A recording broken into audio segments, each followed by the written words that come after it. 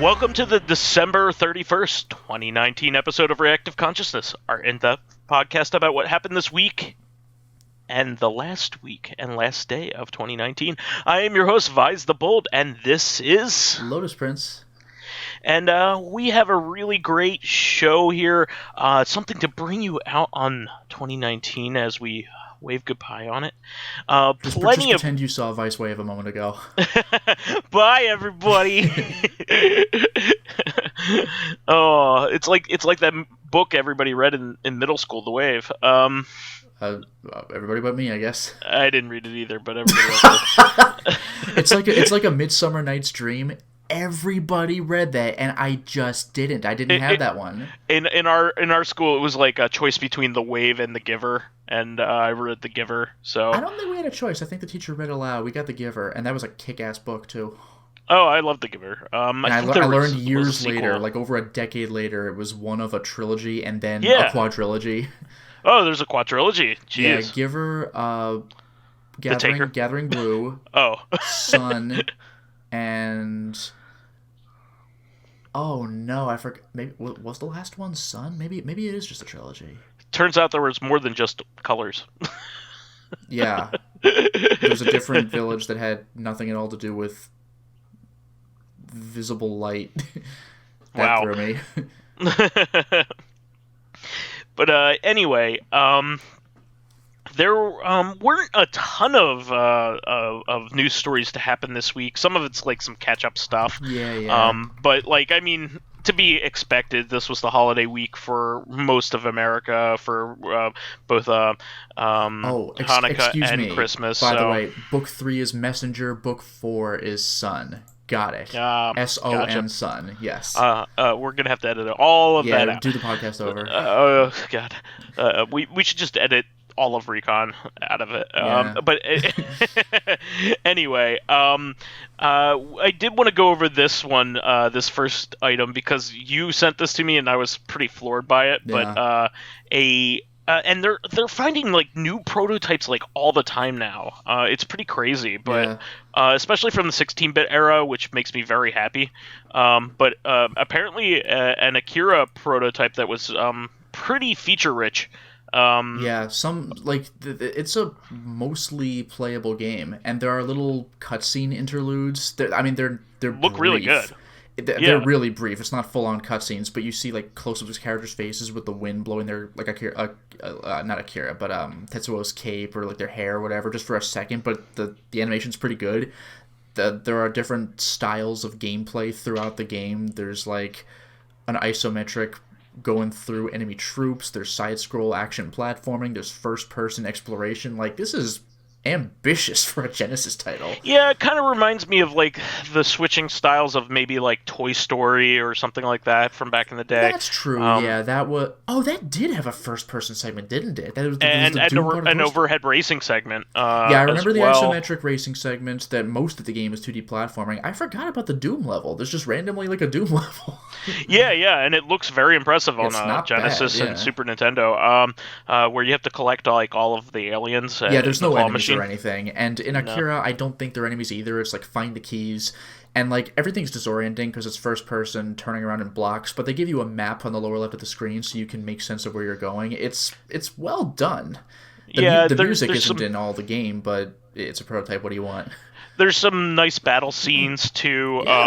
It's like a vehicle battle scene, like it kind of like a road rage kind of thing. Where you're on your motorcycle kicking the clown gang and all that stuff. And when you play as Tetsuo, when he's going into like villain mode, you have to fight a bunch of enemy troops, and you do that get away move where he waves his arm and sends out like a ground wave of energy. It's pretty great.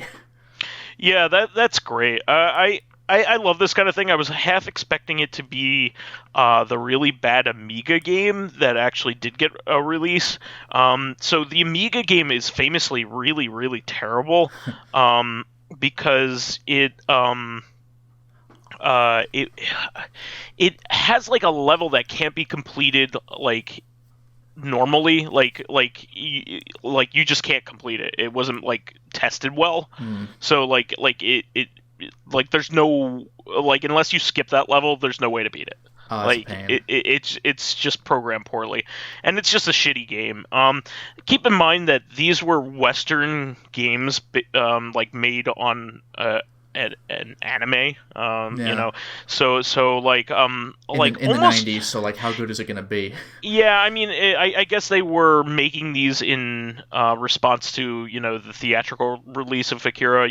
That was a big deal back Yeah, like then. an anime movie that came out in Western theaters is like it's shocking today. So like imagine in the 90s. Yeah, I mean, there weren't a whole lot of them. I mean, there was maybe My Neighbor Totoro Yeah, there's a few and a of the few Miyazaki others. movies because they got to deal with Disney, but like Oh no, it was Fox back in the day. Fox back then, like Yeah. even that's like, oh, I get to see an anime movie in the theater, and now they're like sometimes promotional movies or like the Pokemon movie or like Dragon Ball Super or something, and those are still pretty like I don't think they're like in every theater, are they? Your Name certainly Not not really. I mean, when Spirited Away got as popular as it was, I think Yeah, you might that have seen took that in off. almost Yeah, every theater. But most of them are like either Fathom events or something like that. that's the They're thing. Yeah, so like yeah. for just go to the movies and see an anime movie in the '90s, and it was fucking Akira, like this ultra violent '90s movie. It's like whoa, that's a big deal. Yeah, I mean, it more was a hit on VHS. Yeah, It was a that's how lot I of experienced people's. it. Yeah, it was a lot of people's introduction to like adult anime at the time. Adult oriented And way before we were anime. adults, this is when your parents were Yeah. like, "I guess I'll buy it for you. It's some cartoon, whatever." Yeah, I mean, like the before that, the only exposure we had was like early '90s anime, like the original Dragon Ball, like Yeah, yeah, yeah. Sailor Moon, stuff like that. But this is a lot of people's like gateway in like middle school and like early Yeah, I think it was early middle high school school for for me. Yeah, me. yeah. Yeah, There was yeah, like that. There was like, at least for me, I saw like in high school like Jinro, yeah, Vampire yeah. Hunter D, Jinro is another Bloodlust. one of Like that those. shit gets pretty intense. Yeah, like a lot of the OVAs, like back then. Exactly, Yeah, exactly. but like Akira was like a full-fledged like theatrical movie. It wasn't Yeah, even like an OVA, like a lot of that stuff was. Like even the original Vampire Hunter D, I think was an OVA. yeah. I But saw yeah, part of the second one, I believe, the Bloodlust one. yeah, I really like the first one. It's pretty iconic. The art Uh, is just like unbelievable in those. yeah, Akira was just like it's still like one of those things that you go back to and it's like this is the most beautiful like hand animated thing I've Akira ever seen in my is life. smooth. Look at the mouth movements. They are not like blah blah blah blah. Like they look like what the characters are saying. It's incredible. A lot Yeah, of money went into this. there's a reason why when people talk about like hand and animated things they point to that movie and maybe Redline. They're like the two that are Well, like, oh Redline my is god. like nobody does Redline. That's never gonna happen again. Yeah, exactly. That was done in an era where it was already being done digitally. Yeah, um Redline is pretty new. It's only a few years old. that was colored digitally, but it was animated by It hand. took like 7 years to make. Yeah, it was it like nobody's ever gonna make a movie There's again like also that. what was that movie called? The Something in the Carpenter, the Prince in the Oh, the thief, The Thief and the Carpenter. Not the a thief good and the movie, and cobbler. it's The Thief and the Cobbler. Excuse me. I'm thinking like The Walrus and the Carpenter for no reason. But like The Thief and the Cobbler, like the theatrical cut is not a good movie, but like good luck finding more gorgeous animation. Like it's Yeah, incredible. it's one of those things. Like I saw it when I was a kid, and apparently, like it was a movie that was worked on for like 20 years. Yeah, Um, apparently it and Aladdin like, ripped off of each other while they were being made. yeah, Like that was the like the Thief and the big Cobbler has a problem. big blue not genie guy, like stuff like that. Yeah, that was the big problem. Is that like that movie had been like being made for a really long time. It's just that like by the time it actually got out, because it was being made by one guy essentially, and Yeah. like by he had some help from some friends and that kind of thing. But like by the time it came out, it had a very similar story to Aladdin, Yeah. and Aladdin was a huge hit, and that had been released before that. So Yeah. it was really like when I was a kid and I watched The Thief and the Cobbler. I mean, it's basically a very similar story to Yeah. Aladdin, even though it doesn't have a genie, but it's still But it's got very, a big very blue similar. guy. It's like, I wonder where that came from. And a guy that's very similar to Jafar, and like it's very similar in that respect. But there's like a fan cut out there that's supposed to be really good that I've been kind of trying to seek out. I think it's even just the director's cut. Like, I think it's an official cut. If there's a fan cut, then okay. But I heard that there was even an official version that's also better. It's called Recobbled, I think. Maybe that's what it is. Yeah, I think that's a fan cut. Like they took storyboards and then like people in the community came together to like do those scenes that were supposed to be in there, that kind of thing. Like that one Gorillaz video, like what was it, Rhinestone Eyes or something? Yeah, and in fact, that's one of the best fan contributions I've ever seen. Gorillaz themselves approved, like in the comments section. I was like, oh shit. They shared it. Did they? Yeah, you know they won't be getting a copyright strike or anything like that. Did you see the Gorillaz? What the post was? No, I didn't. It was just an emoji. It was a fist, like pointing like at you. It's like a fist bump.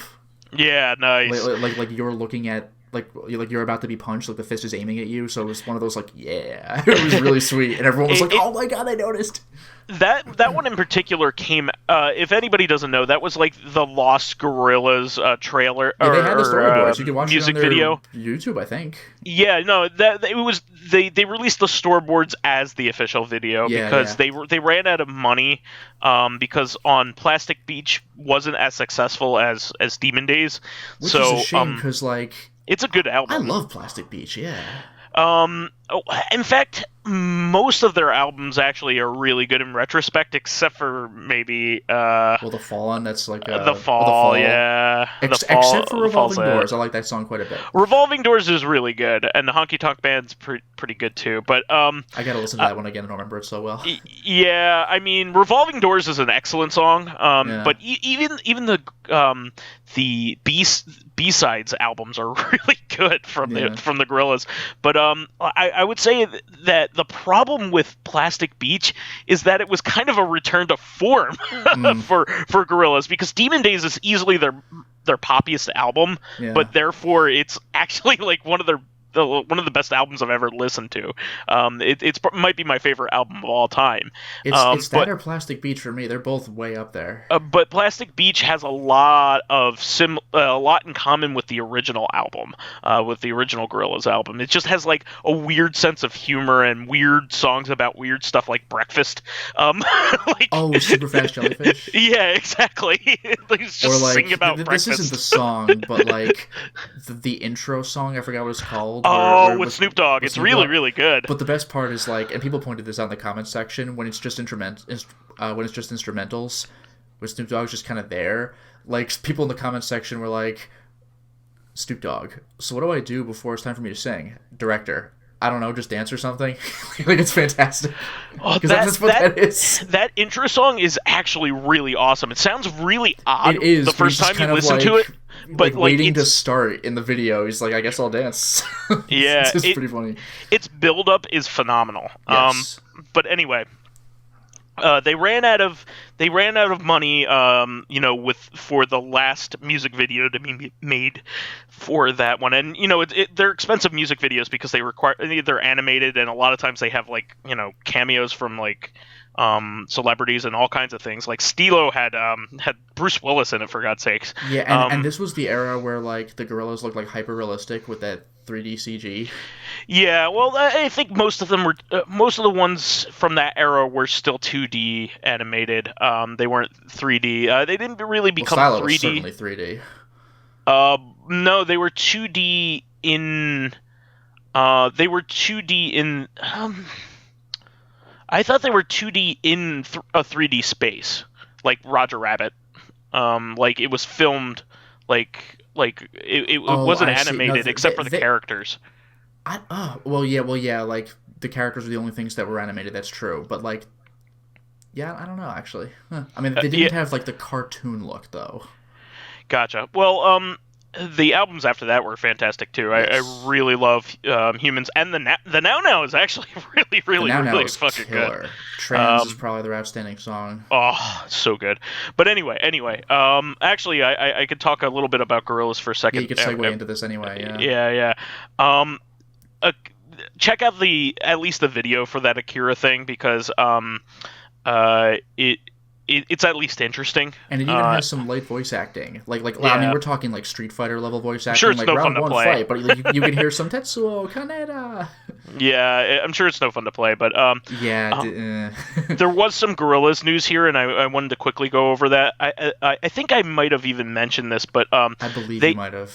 There was a documentary that was made called Gorillaz Reject False Icons, which was actually one of their campaigns. I think even one of their tours might have been called Reject False Icons, because Gorillaz was founded on the principle that Damon Albarn was rejecting boy bands at the time, and like the fakeness of boy bands.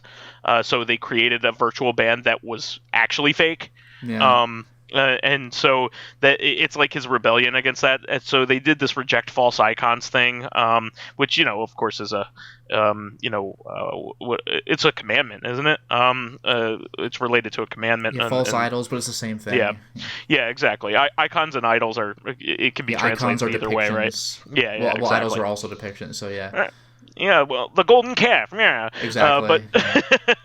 But they used a Zaz or Captain Howdy as the icon for that, which is like the demon statue from like Exorcist. Is like the icon for Reject False Icon, Pazuzu. That's it. But yeah, they made a documentary, probably about the making of the last two albums, or at least the last one, and there has been another one as well in the past, but I'm a huge Gorillaz nerd, so like I'm all over that kind of stuff. And I wanted to see this in the theater, but it was like available one day. It was like a Tuesday all across the nation, and if you couldn't go, and one showtime everywhere. I think it was a Monday. It was a Monday because I know I had work. Oh, okay. I couldn't get even close to there, and nobody wanted to go with me, so the closest one to me was like probably 25 minutes away, which isn't terrible. It's an hour. It was an hour away from me, so and the one you wanted to go to probably would have been an hour away from me as well. I wanted to go see it, but my fiance was working, so it didn't work out. I didn't feel like driving that far out to see a movie. Yeah, but there's good news. Oh, the good news is that they released it on YouTube for free. Number one, and number two, it's a director's cut version, so it's an honestly, even I expected longer some sort of later release, because like really a one-day movie that you just missed, no way. I didn't expect it to be on YouTube for free though. That was awesome. Yeah, so it's going to be ad driven, of course. Like all YouTube stuff sure. is. Yeah. But this is great. I mean, this means I won't have to buy like a DVD or something like that, like a special DVD or Blu-ray or whatever. Unless that comes with more swag or something. I mean, I would. I mean, I have all of the Gorillaz Blu-rays as it is. I have. But do you have those watches they've been selling? No, I don't. I do. Well, how are you going to help them in their fight against whatever the hell those aliens are? I do have the limited edition Converses that they came out with when they did Do Your Thing. That's one thing I don't have is those limited edition JoJo sneakers. I forgot what the company was, like the Japan only. The diamonds, like the Zeppeli diamonds.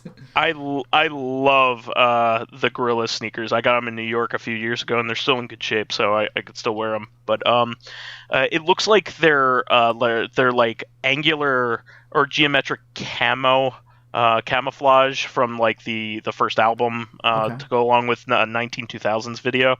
It's pretty cool. But I love Do You Thing. I thought that song was amazing. Oh, you know what that means though? If you ever wear those shoes and you find like if you ever go into New York like 100 years ago, you can get a cool shoe shine. And I could go, I'm the shit for 15 minutes. Was that album? Do You Thing has two versions. One that is like the radio edit that's like, it's an excellent song. It's one of their best songs. But usually I'm like, oh, an extended cut. This is awesome. But it's fucking like 13 I'm all over minutes, it. and like 7 of those are just like, I'm the shit. It's a 15-minute version. There's a 15-minute version where Andre 3000 just says, "I'm the shit" for about 7 minutes in the middle. Yeah, I'm not a fan of that one. It's just like, okay, it's like a troll song. I normally love Andre 3000 and I love the Gorillaz, but I did not like that. And I love extended versions and all that stuff. I usually like the extended version better. No, I will continue to listen to the radio edit. Well, Thank you very the much. funny thing is, as cool as it is to find like extra content you didn't see before, you also got to remember that like when you read the unabridged version of a book or whatever, it's like, yeah, it was cut for a reason. Yeah, I mean, it's cool to be like, okay, this is an alternative version of this. I mean, like, when I don't like it is when it's like executive meddling that causes it. Well, that's like, the thing. Yeah. But like, oftentimes unabridged is like interesting on principle. Like, I've learned something rather than better. Gives you a different context for the original thought. Yeah. But yeah, anyway, I'm glad that it's on YouTube now. I'm gonna get a chance when I get a chance. I'll watch that for sure. I also wanted to talk a little bit about the Neo Geo MVS Omega upgrade that's out. So recently, Retro RGB came out with a video about the Neo Geo MVS Omega, which is a so it's kind of hard to explain all of this, but it is the version of the Neo Geo that I own. I own the a consoleized arcade Neo Geo system. And it's one of the most popular versions. So it's like somebody took the person who makes it upgrades it and makes it possible and puts a really nice shell on it and all that stuff. So it looks like an actual console. So it's like an arcade board, but it's consoleized and made easier.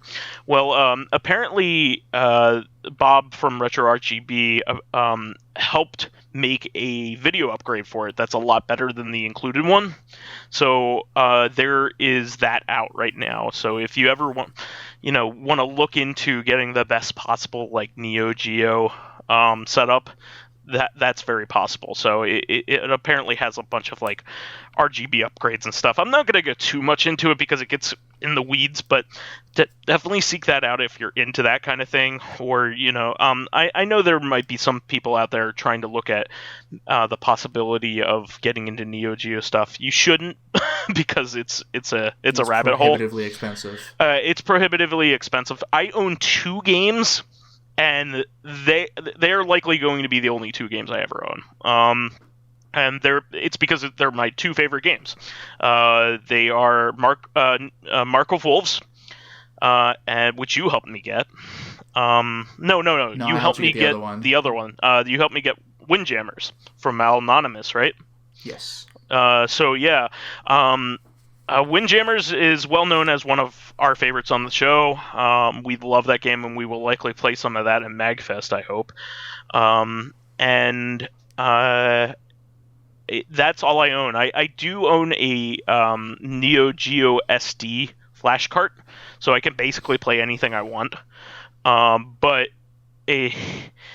nowadays there are a lot of really good options, either for emulation or almost nearly all of the really great Neo Geo games are actually on the Switch or PS4 or PC or Xbox One. So you have a lot of options. The only ones that aren't on there are some of the more obscure ones that weren't made by SNK that were good but like had like rights issues or something like that.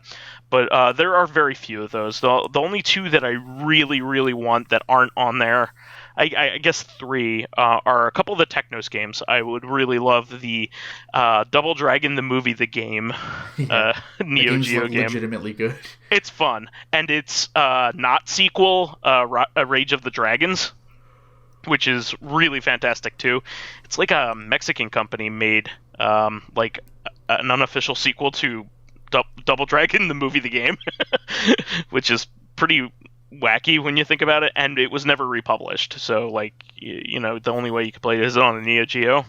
And then the other game is another Technos game, Super Dodgeball, that version of Super Dodgeball. But everything else like is very readily available, including Windjammers, which never expected that to be to be widely available, but it is. So I just wanted to quickly mention that. And speaking of like the Arcade Archive series, which does publish the Neo Geo stuff, they had a new release this week, which was kind of a surprise. Not like out of the out of the possibility of what could happen, but like I just didn't realize they were releasing this. Was versus Balloon Fight. I am a big fan of Nintendo's Balloon Fight. It is their like console like ripoff of Joust, but it's still a lot of fun. I kind of have a soft spot in my heart for Balloon Fight because when I was a little kid, I had my Game Boy, I always played the sequel, which was called Balloon Kid. And I played that a lot, and that was introduced to me by my cousins who had the game at the time, and then I ended up buying it. So I have a soft spot in my heart for the original Balloon Fight, which I found out, back then you didn't know what was a sequel and what wasn't. But like later on, I put two and two together and found out that the NES had Balloon Fight, which was the original. So the arcade version versus Balloon Fight, which Satoru Iwata actually worked on, is actually a different game. It has two screen high stages. So like all the levels in it are unique from the NES game. They're arranged completely differently. So and there's like a really fun 2-player mode in it. So I'm very happy that this one came out because I love Balloon Fight and getting more of it is really great. And of course, there's the if you're interested in that, and you crave even more Balloon Fight than Balloon Kid, go on and get the sequel to that, which is Tingle's Balloon Fight. Yeah, good luck. I actually have a copy of that. I know you do, but like, good luck getting it. Yeah, it was a Club Nintendo exclusive in Japan. Yes. So it's probably really expensive now. But I really love that series, and it's a lot of fun. Just like any game that's like Joust, I love Joust itself and Joust 2. Even the Pinball Joust is a lot of fun. It's really cool. So moving on from there was some news with Sega. There's apparently a merging of two sections of Sega. So apparently Sega Interactive and Sega Games are merging. So they were two subsidiaries of Sega Sammy. I think one of them is arcade games, and the other is console and PC stuff, like home stuff. So they are consolidating everything so everybody's on like the same team, which kind of makes sense. I mean, like arcade games are dwindling even in the land of arcade games, Japan. So it just makes sense to have everybody working towards the same goals and seeing what's possible and using the same pool of talent. So I wanted to bring that up just because we're Sega fans here. So and speaking of arcade games, a new Gunslinger Stratos game is coming on to consoles and PC, which I was pretty surprised about. So Gunslinger Stratos is a pretty outlandish Square Enix arcade game that you could play at like round ones across America. Yep. It's kind of an arena battler, kind of like maybe like a fancy version of Virtual On, or even like Quake 3 or something like that. Yeah. What makes it interesting is that if this is the game I'm thinking of, yes, you have two guns yes. in each hand. So yeah, you could like hold the guns have little magnets on them. You can hold them together in like different configurations to fire different kinds of shots, and it just like you like just make anime gun character poses when you're firing.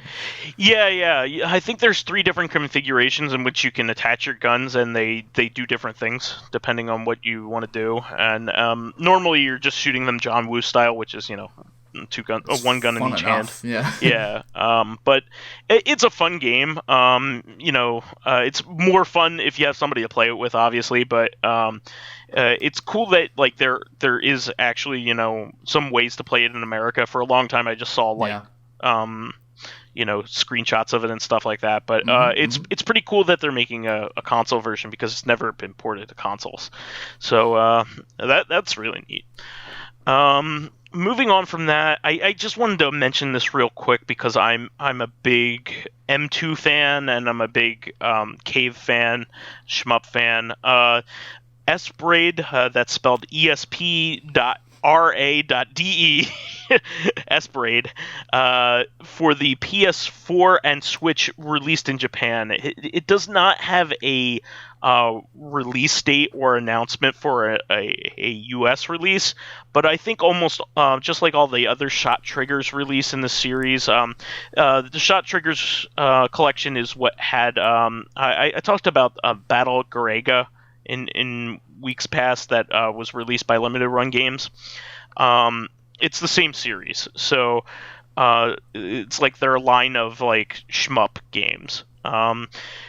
This game never got a console port, so I'm really happy that this was released. I'm kind of hesitant to buy it because I really would like to get the official US version. Usually they're cheaper. And everything is in English, including like even some of the minor like loading screens and things like that.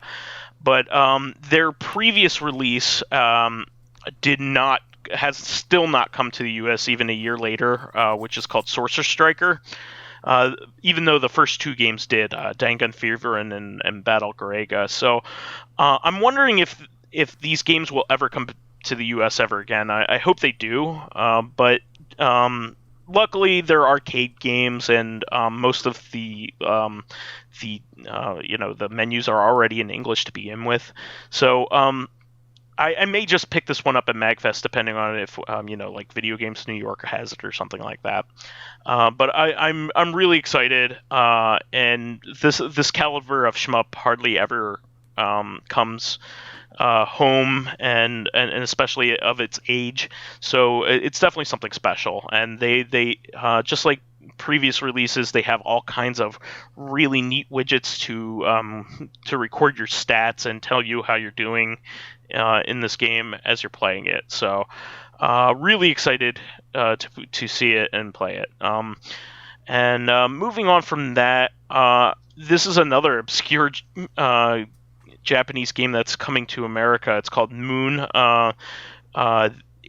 It's kind of an anti-RPG. It kind of came out to like parody or make or rebel against RPGs at the time.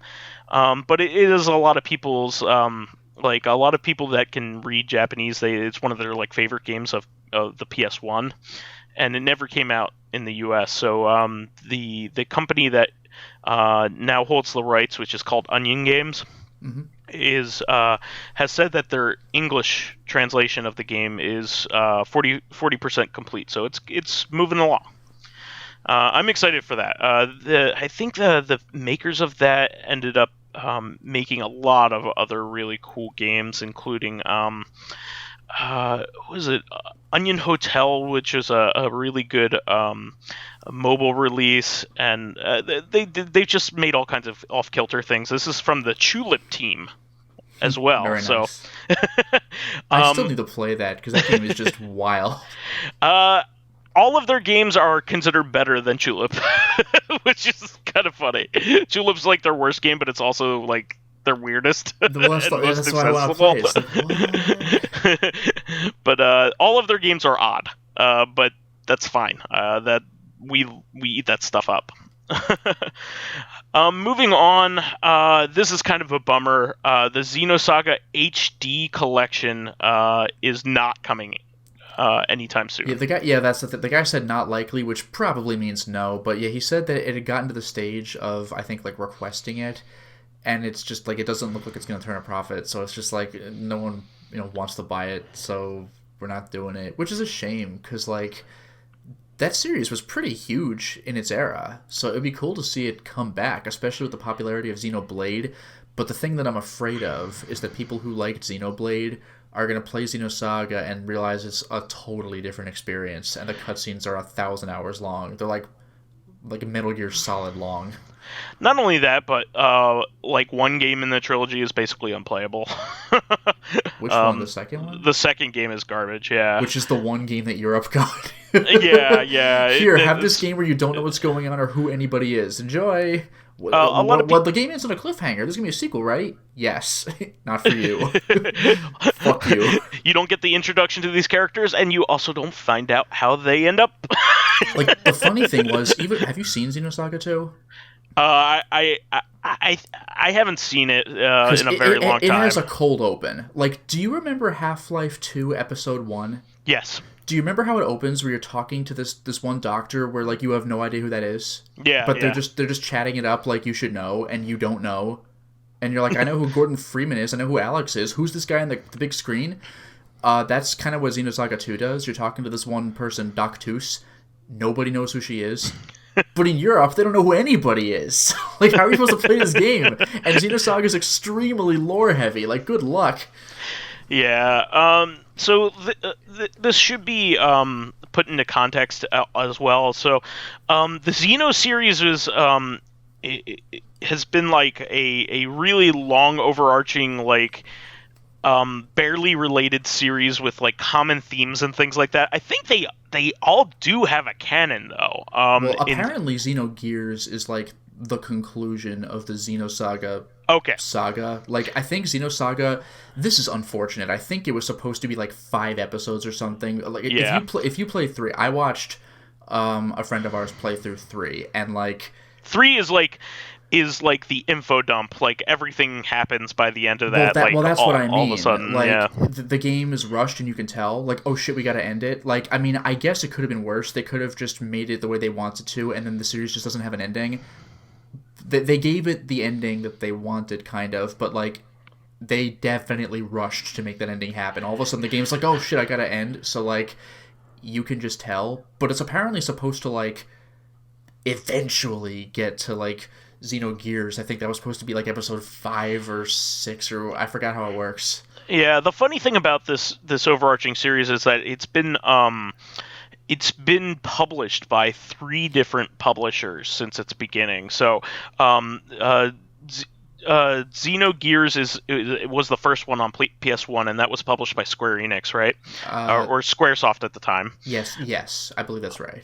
It wasn't Square Enix until Final Fantasy X. That I don't know. Yeah, so it was one of the two. But then the creator that went off and made his own like Monolith Productions, and then they published Xenosagas 1 through 3 with Namco, and they were supposed to be. It was kind of supposed to be a prequel trilogy.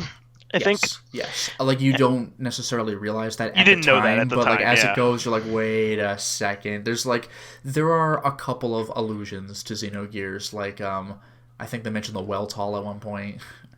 Yeah, I mean, like I said... not the Weltall, but, like, Fate's thing. I forgot what it was. They are related, but they're, like, very broadly related. So, like, it's not like they're... No characters carry over from it's not like the moment Xenosaga ends, it goes right into Xenogears. Like, it's not like that. It's considerably in the future, if memory serves. It's about like the same universe. Let's just put it that way. Yes. And then Xenoblade Chronicles. After that, Xenoblade Chronicles X. Yeah, and then the original Wii, and then on the Wii U for X. Yes. Yeah, and then Xenoblade 2, and it's like like kind of... Xenoblade Chronicles X is not Xenoblade 2. Xenoblade 2 is Xenoblade 2. And it itself has an expansion that was released in physical form. Yeah, it's not even... It's a standalone expansion, kind of like Dragon Age Origins has. Like, it has like a stand. It may have well be like half of a sequel. It's kind of like that, which is a prequel to that. Apparently, it's a I don't prequel to fucking know. Xenoblade Chronicles 2. And by the way, when I said Xenosaga was popular in its time, I mean It was huge. Yeah, there was actually like a short anime series. It was like 12 episodes or something, or 13. Like I don't think it made it to America. I think I had to see that fan subbed. I might be wrong about that, but like an anime exists, and it takes some liberties. It's basically Xenosaga 1, but they changed a couple things, but it's basically Xenosaga 1 the anime, which is kind of cool. Yeah, Xenosaga 1 sold extremely well, 2 did not, and then 3 we're lucky got made. It was kind of like that. But and one thing I just got to it also had a lot of had a lot of problems in its production too. Yeah. So one thing I do have to give a shout out to though is just like I can't speak for the Japanese voice acting, but I quite enjoy the English voice acting, and you have got to hear. It's quite good. It's very good. You got to hear Albedo, voiced by like personal favorite of mine, Crispin Freeman. He does a really good maniacal laugh, and Albedo maniacally laughs quite a bit. It's a lot of fun. That guy is fucking unhinged. Yeah, I want to. Play it? No, you don't. Those games are forever. Yeah, I'm probably gonna skip the Xenosaga games. By the way, one thing I should point out, I think in all 3 games, but I remember this especially from 1, a lot of your attacks, especially your special moves, are kind of cinematic, and they're unskippable, so have fun. There's only like 1 skippable attack in the game, which is kind of like the secret summon you could eventually earn, which is supposed to be like just a battle ender, and it's like you can skip this, but it's like a minute long. But yeah, those games ended up being really long-winded in retrospect. They are very long-winded, dude. And they have info dumps. You could go to the archive and read the archive. Remember when we did that with Snatcher? That was like an entire episode of our LP. Oh, that was a lot of fun though. It was, but like, it's like that. There's just reading info dump. Yeah. Oh man. Yeah, the Metal Gear games do that too. Yeah, I would say that nowadays, just read the Wikipedia entry or watch like the movie version if like on YouTube that somebody's probably cobbled together. There was even a movie version of the first one released on DVD. Like if you wanted to watch like all of the cutscenes. That's funny. Yeah, they released it on DVD. I have it. One thing I forgot to mention, by the way, is like it's kind of like JoJo in that each game has its own distinctive art style. Like, oh yeah. The first game, the characters look pretty anime. The second game, they look like way more realistic than I would have thought. And the third game, still realistic but different. It's like a combination of the first and second game. Because when I saw the first game, those graphics were gorgeous. And when I saw the second game, I was like, I didn't realize just how cartoony the characters in the first game looked. Yeah, I mean, by the time you get to Xenoblade 2 has some references, I think one of your summons, one of your blades can be Cosmos, which is she's a very Cosmos. Yeah, well, yeah, and Telos I think is also one of the blades as well. Telos is from 3. Yeah, I think both of them are in Xenoblade Chronicles 2. Is that like a skin where it's like wink, it's Cosmos, or is it actually Cosmos? I don't know if they have any story relevance. All right, because I was going to say they have some significance and a half in their own series. Yeah, but either way, it kind of stinks. I mean, the least they could do is like there are PS2 games that have been put on sale on the PS4. Why not just put them on there like that? Like, do something. That costs you almost nothing. We've mentioned this a long time ago, but Cosmos also kind of got a shout out in Soul Calibur 3, where you get character customization that was basically her suit, and they were called like, I forgot what they were called, but like Costume X, like just it's basically just the Xenosaga stuff. Also, Shion and Cosmos, and I think Momo are playable characters in Namco Cross Capcom. There you go. I think even Cosmos might be in that too. No, that's somewhere. what I said. Cosmos, Shion, and I think Momo. Like, they may even be in the Project Cross Zone games maybe. too. Yeah, that's one of those games where like when you unlock the next character, it's not a separate character. It just joins the attack when you do the Xenosaga characters attack, if that makes sense. Like, it's not like, I'm going to move Xion, then I'm going to move Cosmos. It's more like Xion fires her gun, and then Cosmos opens her Buster Cannon or whatever in the same turn. Like, they're two characters that are one character, you know? Gotcha. Well, moving on from that, I'm still waiting for Xenoblade Chronicles 1 to be remastered on the Switch. I'm really looking forward to that. With it. No. The original Xenoblade Chronicles. The original, excuse me. Yeah, sorry. Is going to be on the Switch in 2020 with extra content, so I'm definitely going to play that. So this came out a little while ago, but there have been some more specifications on the exact nature of this. But Kingdom Hearts 3, the DLC for it will actually include the Final Fantasy characters that have been missing from... conspicuously missing from the series, whose premise is the entire point of combining those two franchises. I think Titus, or is it... who's showing up?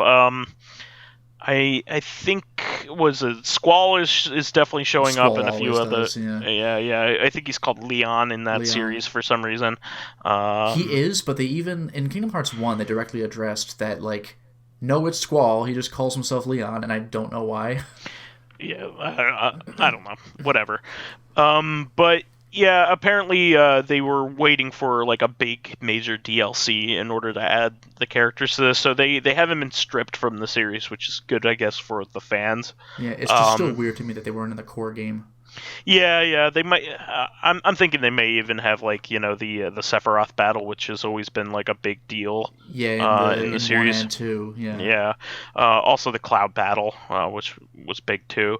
So was it Lance Bass was Cloud back in the day, I think. I don't know. Yeah. So I think that's cool. This is a series I'm never going to play. I played you don't a bit want to of follow one. the lore? The lore is doo-doo. The lore is like Metal Gear Solid levels of like what the fuck is happening. No, Metal Gear makes more sense. Metal Gear doesn't make more sense than anything.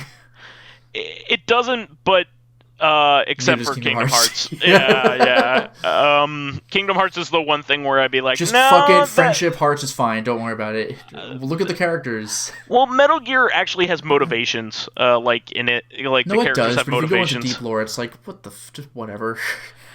The deep lore is actually where it starts to make sense. And that's the problem. Like, there's all kinds of shit that happens in Metal Gear that you're like, why did that happen? Who are you? What? Why are you doing this? And then you find out from reading like a bunch of text in Japanese translated like websites. A very important thing. Like, one of the main antagonists of the series may be the main protagonist of the series, and he's also the son of two very important characters, and you didn't know that, and that's what his motivation is. Like, why didn't you tell me this up front? Like, in the game, where you could tell me this. About Hot Cold Man. No, you don't. Remember Hot Cold Man? No. How about Die Hard Man? He was in Peace Walker for a hot minute. How about Die Hard Man? I don't know. You haven't met him yet. I have not. Where's he from, 5? No, he's in Death Stranding. Oh. That's Guillermo del Toro's character. Very nice. Is Die Hard Man. Shouldn't he be Pan's Labyrinth Man? Yeah. Should he be Blade 2 Man? He's literally a character that dies constantly and is like being defibrillated. So he's your girlfriend in Shadows of the Damned. I guess. I guess. But moving on from that, I thought this was pretty cool. But Stern Pinball, which is like the major producer of pinball machines in America, has revealed that they are coming out with a Stranger Things pinball machine. I just kind of wanted to mention that real quick because they make really cool licensed pinball machines. Chances are the pinball machines that you do come across, if you do come across them, like in movie theaters and things like that, are Stern ones. Like whether they're like a Pirates of the Caribbean one or any of the movie themed ones, like Spider-Man or Tron or anything like that. There's Batman one. There's a pretty awesome one made for Ghostbusters only a couple of years ago. They make the majority of the high budget pinball tables nowadays, and this one looks really neat. You should definitely check it out if you're a pinball fan. Just wanted to quickly mention that. I'm a big fan of the original season of Stranger Things. I haven't had a chance to watch the other 2 seasons, but I like 2. I'm still waiting to see 3. Yeah, good stuff. But I wanted to also mention real quick that there is a new rhythm game in the vein of Frequency and Amplitude. I'm a big Amplitude fan. Spin Rhythm is on Steam, and it's an early access game. It looks really neat. It looks kind of similar to that style of game where you're going down the note highways, kind of like Rock Band. Rock Band does that too. Guitar Hero, yeah. All of those games do that because it like Frequency and Amplitude were basically the template for those games. Yeah. So this is definitely a controller game, but it looks like it has a new spin on it. Pun intended and not. But it has like a spinning reticle to hit the beats of it. It looks pretty neat. I think this might be one of those games where it has included tracks, but you can probably import your own on your computer, which is pretty neat. Moving on, Hellblade 2, which was the first game announced for the new Xbox system, the Series X, right? Yeah. It was confirmed to be an Xbox Series 1 and PC exclusive. So that's not surprising. Not surprising, but also really good to hear that it's on PC.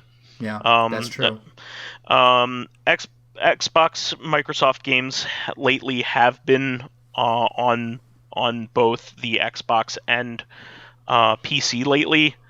So I've been really happy with that. Like Outer Worlds was like the last big one that was released like that, and I'm very happy that I can play that one on PC. PS4.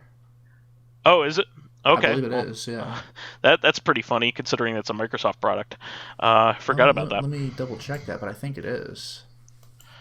Yeah, I don't know, but I really want to play that one in particular.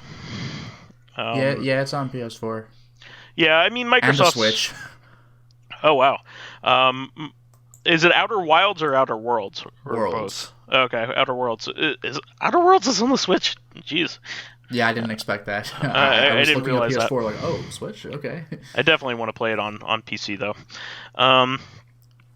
But Hellblade 2, it looks pretty neat, and the first one was well received.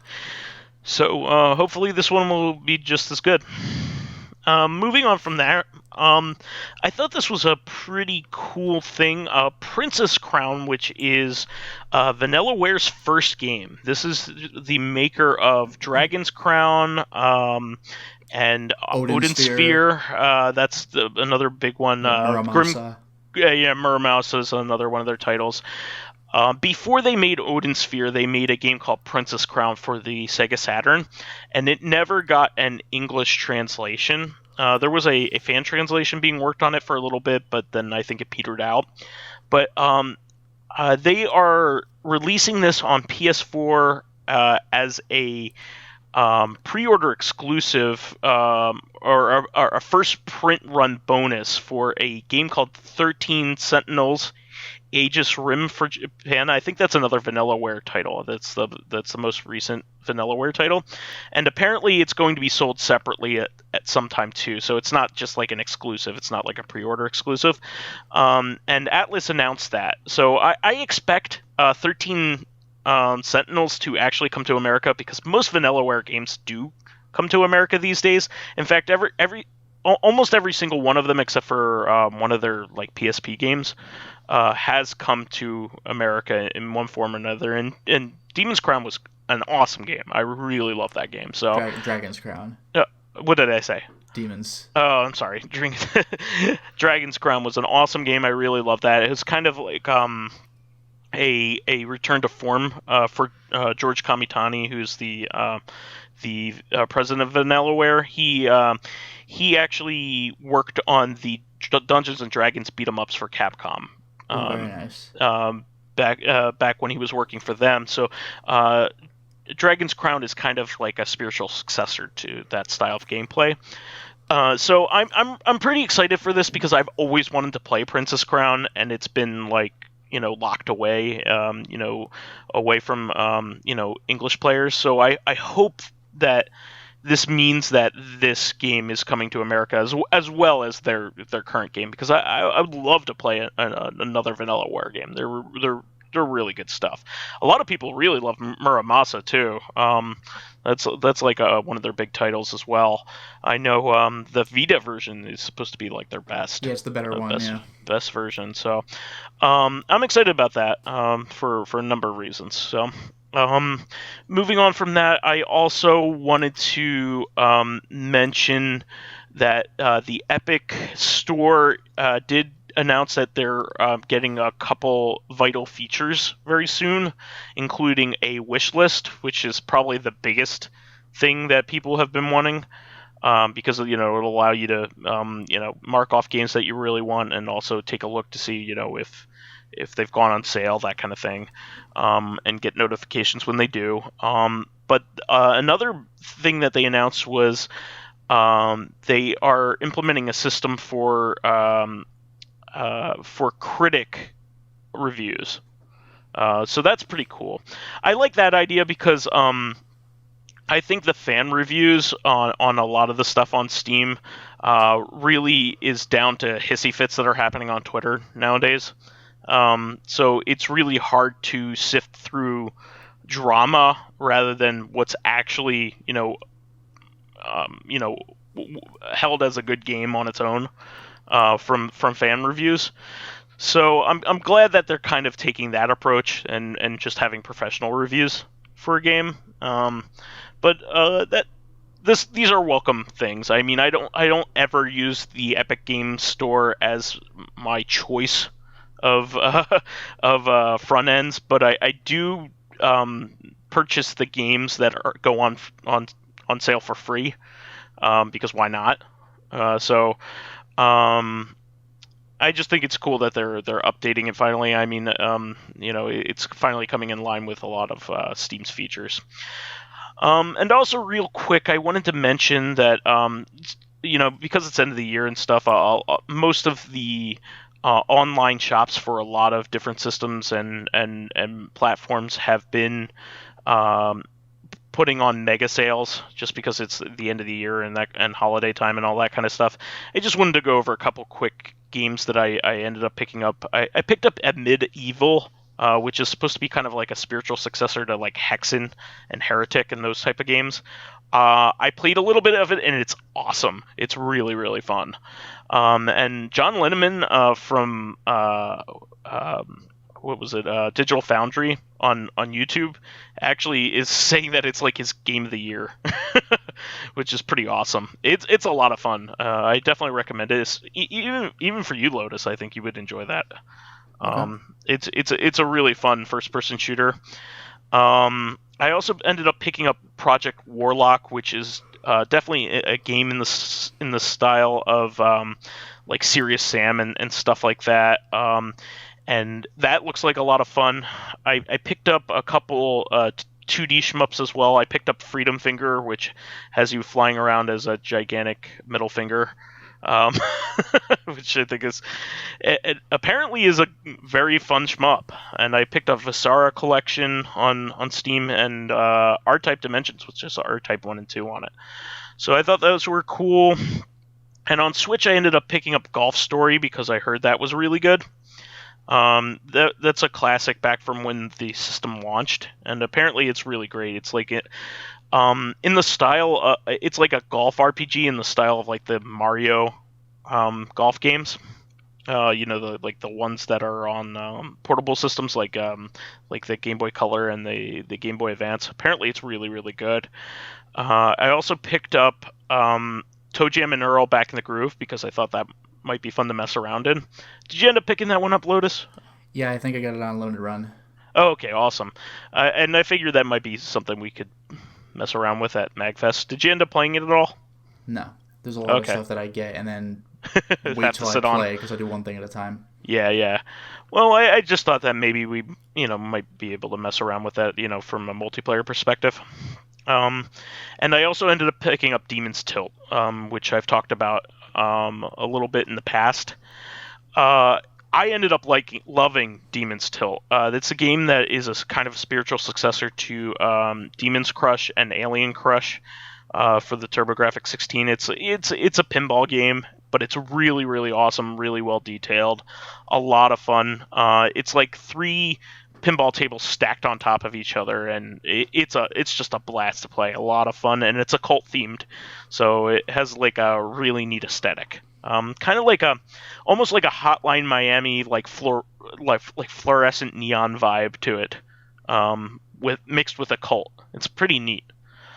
And the only other thing that I wanted to mention is that I ended up seeing Star Wars. I know I had mentioned it in the previous cast, and I had talked a little bit about it with you, Lotus, but I ended up really liking it. I know a lot of people didn't end up liking it, but the movie has holes for days, but I had fun watching it. I thought what was there was good. People, a lot of the complaints are they kind of wrote stuff out that they introduced in the last one, that kind of thing. But well, not only that, they wrote out stuff in their own movie, like that one woman that Poe has a history with. Yeah. And then she's gone for like the entire rest of the movie, and then she's back, and it's like, oh hi, stuff like that. It's like, okay. There's stuff that's wrong with it, but I still ended up liking it. That's how I felt. Yeah. I had fun watching it, but like, this is probably the most cobbled together movie of the new trilogy. Like, well, no, it's not. It is the most cobbled together movie of the new trilogy. I mean, it's like, literally clearly. cobbled in some, literally in some respects, especially with. It's like I said last week. This was a bigger movie. And they had to cut stuff out. Like, apparently J.J. Abrams was really trying to make a sequel to The Force Awakens, and he's like, shit, The Last Jedi exists? Alright, let's do something about that. Well, also, they had to use, trimmings to have Carrie Fisher in there somehow, it's that's nobody's fault, but it's just one of those things that happened because of reality. Obviously, she was going to have a much broader well, yeah, I remember her saying in an interview or something that The Force Awakens was kind of like Han Solo's movie. The Last Jedi was very clearly Luke's movie. I know Rey's the main character the whole time, but there's that emphasis on these aspects of their characters. So Rise of Skywalker was going to be more Leia focused, but then that was impossible. Yeah, it's a shame. Part of me think even though I liked what they tried to do, I don't like the execution of it. I think they should have just killed her off screen, or killed her in the last movie, which would have made even more sense.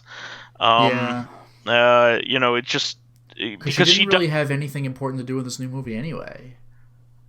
She did, but she did one important thing. But there were a couple things that she did, but she helped from afar in one scene. Oh, okay, I know what you're talking about. All right, yeah, okay. And she also was training Rey, which was she? Yeah. No, here, I'm holding your lightsabers. You could take it and start your training. I'll be over here. When Rey was finished and got frustrated, Leia's like, well, it's not easy. Okay, that was her role. that was not fucking training. In theory. She was moral support. Yeah, but like I said, the help from afar though, that's legit. Yeah. That ended up happening, but I just actually saw a movie with Carrie Fisher today. I saw When Harry Met Sally, and I definitely really miss her. She was an awesome person, but definitely had some problems, unfortunately. Probably the first thing I saw her in was probably Austin Powers for that one little cameo scene. Oh yeah, the therapist. Scene.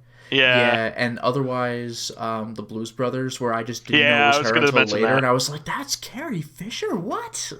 She's in a lot more than you thought she was in. Keeps driving by and firing a rocket launcher at them and shit. Like, whoa. Yeah, flamethrower, all this other stuff. Fantastic. Really funny. Just a really kind of funny human being. She was also on Will and Grace a couple times, if I remember right. And I love that show. I watch it with my fiance quite a bit. So it's just one of those things. It just kind of sucked. It didn't just kind of suck. It sucked that she passed away. But this is, like I said, reality sometimes gets in the way of doing cool things sometimes. So that's pretty much all I had to say this week. How about you, Lotus? Do you have any additional thoughts before we wrap things up? No, that's probably good for me. Okay, so that will be the show for this week. We want to wish everybody a happy 2020. You will be ringing in the. I know you will be listening to this right as the ball drops. Of course. I mean, what else would anyone in their right mind do? I mean, I know you don't have anything better to do on New Year's Eve than listen to your two likely third down the line podcasters. I don't know what you're talking about. I'm not even my favorite podcaster. Simultaneously listening to the Soundcloud and YouTube versions. Nobody's favorite podcasters, Corrective Consciousness. But, play one of our podcasts, like set it to only be in your left ear, and then play the YouTube version like exclusively in your right ear. I don't know why anyone would do that. But no, I mean, our following is of course very loyal. We have the same people show up all the time, so we know you're out there. So definitely have a good time celebrating and doing whatever you do on New Year's. And please remember to subscribe to the Corrective Consciousness YouTube and SoundCloud pages if you haven't done it by now. What are you doing? This is our how many weeks are we into this? 81 weeks. 181 weeks into doing this. So do it and ring the bell. Come on. While there, please give us thumbs ups, likes, and 5-star ratings on iTunes. That helps promote and spread awareness of the show, and any bit of encouragement helps keep the show going. You can also catch us on Thursday for our sister podcast, Corrective Consciousness, where we will do an episode on cheating in video games, following up on that Mike Matei controversy. God. The podcast where we explore the inanity of pop culture. Finally, you can friend me as vysethebold on Steam, PSN, Xbox Live, Twitter, and where all Chia Pets are sold. Yeah. Pretty much everything. CVS or Walgreens, or I don't know. Yeah, Walgreens. Yeah. Walgreens. Fine. And you can follow me on my YouTube channel, Lotus Prince. You can hit me up on Twitter at Lotus Prince. And finally, if you are interested in seeing my videos early, getting in on exclusive live streams, selecting upcoming games for me to Let's Play, and I'm currently uploading Gregory Horror Show on PS2, or getting involved in discussions with me and other patrons on Discord, then perhaps consider swinging by my Patreon account, which can be found at patreon.com/LotusPrince. All right, everybody. We'll have a great episode waiting for you on Thursday in 2020. We'll catch you then. Until next time, everyone. Bye-bye. Until next year, everyone. Did it. 2020.